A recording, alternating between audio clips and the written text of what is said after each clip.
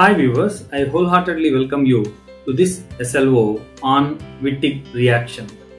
Wittig reaction is a very valuable reaction wherein a carbonyl compound is generally converted into an alkene.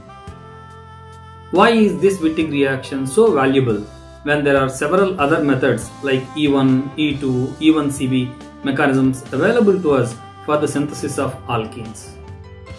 This Wittig reaction is a very valuable method for the preparation of alkenes because it gives us a specified location of the double bond. It's very important, especially when there are more number of beta hydrogens, when we get multiple alkenes to be formed in E1 or E2 mechanisms. This particular reaction, namely Wittig reaction, will give us a single product. Now, how this Wittig reaction takes place? Wittig reaction involves the reaction of a carbonyl compound, generally aldehydes or ketones, with an halide. Now, what is an halide? An organophosphorus compound which is having basically a positive charge on the phosphorus and negative charge on carbon is called as halide. Let us look at few examples and the mechanism of Wittig reaction on the board now.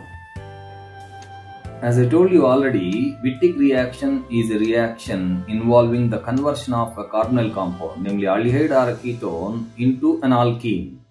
I am taking an unsymmetric ketone here. I am treating it with a phosphorus halide. I am taking a simplest phosphorus halide possible. Let us suppose I am taking this compound, PPH3. Okay, then what happens? You are simply removing this triphenyl phosphorus oxide like this to give you an alkene like this.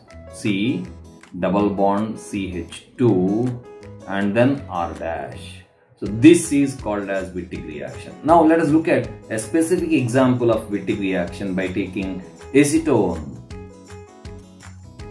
I am taking acetone as a substrate. Acetone is also called as propanone, CH3COCH3 plus. I am treating this with an halide.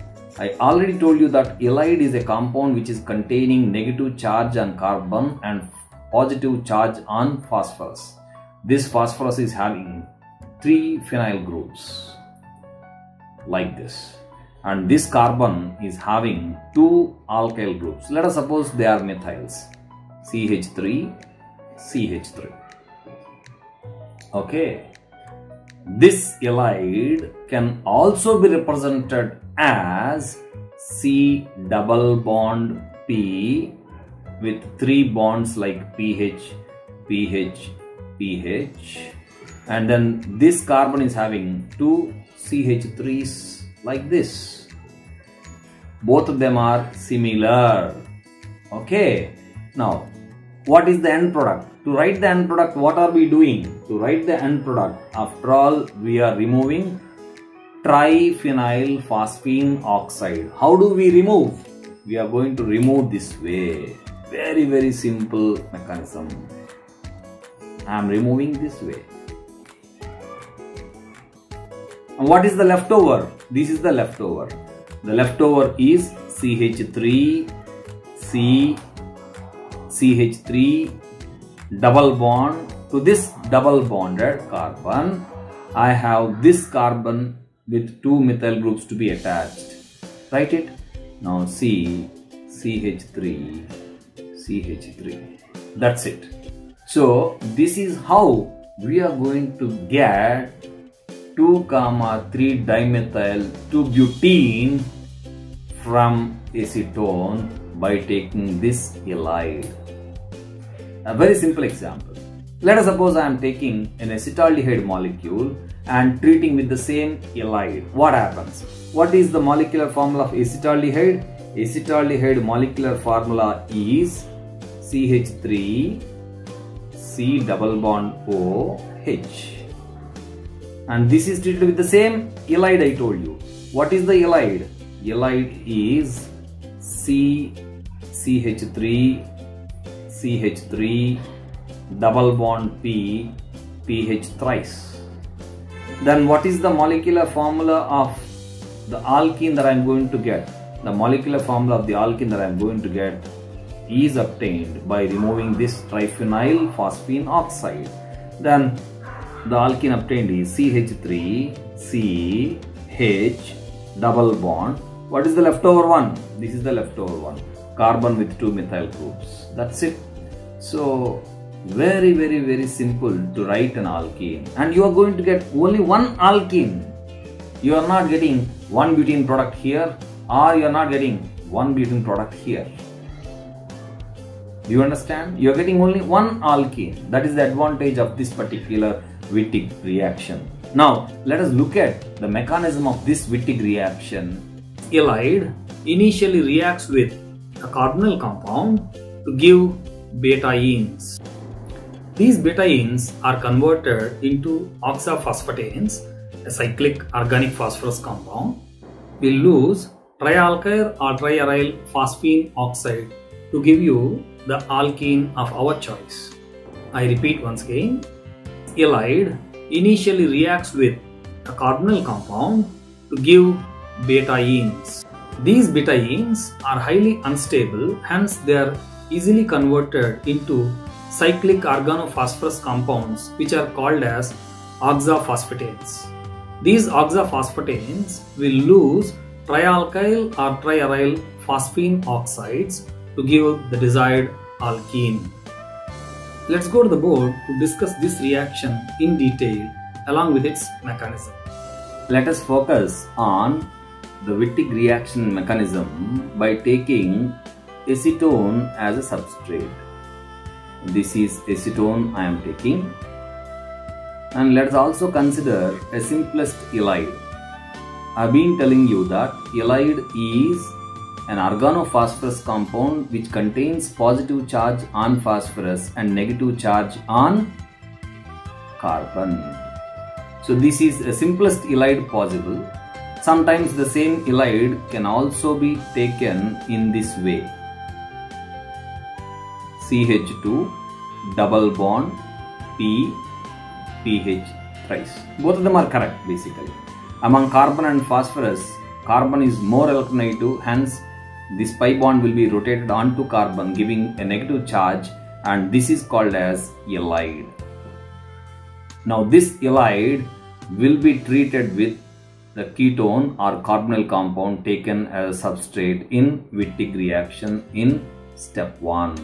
So the mechanism, step 1 is attack of the halide on carbonyl carbon like this. As a result, the pi electrons will be moving on to oxygen, giving you a very important compound of this kind. We have CH3 to this carbon, we have CH3 again to this carbon. This O is getting negative charge because pi electrons are moved on to oxygen, and we have a carbon with CH2 attached to this particular carbon. Now we have a PPH3 with positive charge like this. Now this is basically called as betaene. Because of the negative charge on oxygen and positive charge on phosphorus, there is a bond formation between phosphorus and oxygen.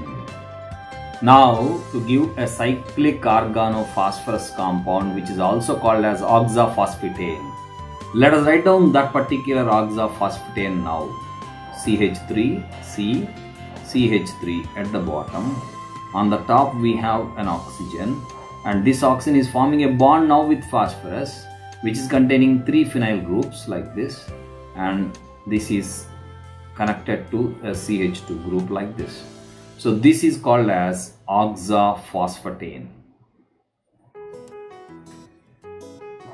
Now this oxaphosphatane rearranges to give the alkene which is desired. How does it undergo a rearrangement? You see, this particular bond is broken this way and this bond is shifted like this. So as a result, what is happening? We are getting CH3, single bond C, CH3 and a double bond CH2. That is the main product that we are getting. That is the alkene that we are getting. CH3, C, CH3, double bond CH2. This is the alkene. 2-methyl propene. 2-methyl propene. That is our alkene. What is the byproduct? The byproduct is PPH3 double bond O. Nothing but triphenyl phosphine oxide. That's it. Simplest mechanism which is involving only 3 steps. The first step is the attack of halide. What type of attack is that? It is a nucleophilic attack on the carbonyl carbon. Okay, that is the first step.